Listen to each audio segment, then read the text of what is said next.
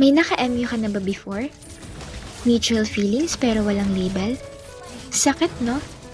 Masakit palang gustuin yung isang taong di mo pa lubos na kilala. Sakit palang magagusto sa isang taong may gusto ding iba. Ang hirap palang maging matalino sa ACADS, pero tanga sa pag-ibig. Hi, my name is Kai. Mahilig akong sumali sa mga GC before kasi naghahanap talaga ako ng kakolab for my TikTok voice acting contents. Until nakilala ko sa isang GC na sinalihan ko si Ellie. Nang una talaga hindi ko siya pinapansin. Until I noticed na sunod-sunod mga VM sa sinesend niya sa GC na yon. Ang galing niya palang kumanta and sobrang na-amaze ako. Nabanggit ko din sa GC na yun na naghahanap ako ng male voice actor. Kaya siguro nag-PM siya sa akin. Hi, pwede mo ba accept ang friend request ko? Sure. Bakit pala? Gusto ko din sana i-try mag-voice ako. Pwede. Pwede naman. Kaso di pa ngayon, busy pa ako sa ACADS eh. Okay lang kahit matagalan. Maghihintay ako. Gusto ko talaga matry. Sure, sige. Chat na lang kita pag pwede na.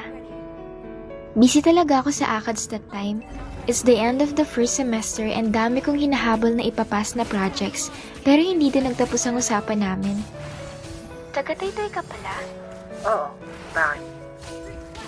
Taga dyan din stepdad ko eh. Really? Hanggang ngayon? Hindi. He died already.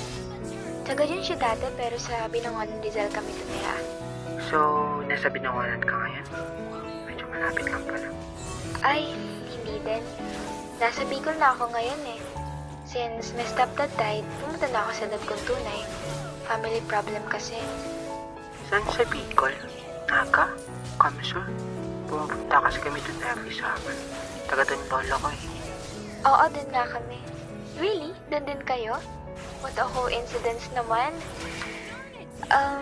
By the way, ikaw ba tong video na sinend mo sa GC?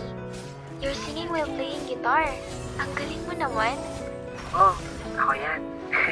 Thank you. Ang galing talaga.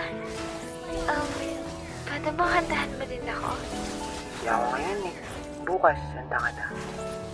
Habang kakall ko si Ellie, napunta yung topic namin about sa crush. Inasar-asar ko pa siya kung sino yung crush niya sa GC namin. Ikaw may crush ka pala sa GC